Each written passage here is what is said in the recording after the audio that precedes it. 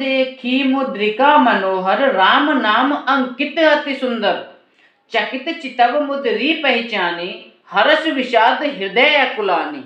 अर्थात जिसका अर्थ है, तब उन्होंने राम नाम से अंकित अत्यंत सुंदर एवं मनोरथ अंगूठी देखी। अंगूठी को पहचान कर सीता जी आश्चर्यचकित होकर उसे देखकर कहने लगी और मन में विचार करने लगी कि ये अंगूठी कहाँ से आई है, कहीं कोई माया रूपी जाल तो नहीं है। आगे की चौपाई सुनिए। जीत को सके अजय रघुराई, माया ते असि रच नहीं जाई। सीता मन विचार कर नाना, मधुर बचन बोल्यो हनुमाना।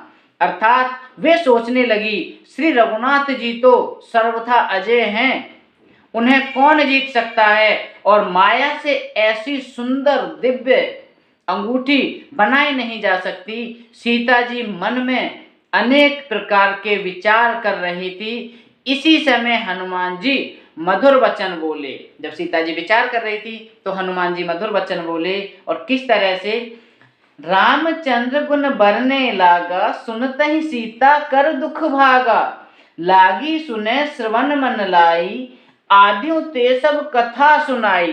अर्थात वे श्री राम जी के गुणों का वर्णन करने लगे। सुनते ही सीता जी का दुख भाग गया। वे कान और मन लगाकर उन्हें सुनने लगी। सीता जी ने, जैसे हनुमान जी ने सीता जी से कहा, आदि से लेकर सारी कथा सुना दी सीता जी को हनुमान जी ने। आगे सुनिए। श्रवणामृत जहि कथा सुहाई, कहि सो प्रगट होत किन भाई। तब हनुमंत निकट चली गयऊ, फिर बैठी मन विस्मय भयऊ। अर्थात सीता जी बोली, जिसने कानों के लिए अमृत रूप यह वचन सुंदर कथा कही, वह हे भाई प्रकट क्यों नहीं होता। तब हनुमान जी पास चले गए। उन्हें देखकर सीता जी मुख फेर कर बैठ गई। उनके मन में आश्चर्य हुआ। अब आश्चर्य क्या हुआ जरा सुनिए। रामदूत में मात जान की, सत्य शपथ करुणा निधान की। यह मुद्रिका मात में आनी, दीन राम तुम कह सही दानी। अर्थात हनुमान जी ने कहा, हे माता जानकी माता, मैं श्री राम जी का दूत हूँ, करुणा निधान की सच्ची शपथ करता हूँ। हे माता, यह अंगूठी मैं ही लाया हूँ। श्री राम जी ने मुझे आपके लिए यह सहदानी, सहदानी बोलते हैं निशानी या पहचान दी है। आगे की चौपाई। नरवा नरहि संग कहूँ कैसे, कही कथा भई संगति जैसे। अर्थात सीता जी ने पूछा, नर और वानर का संग कहो कैसे हुआ।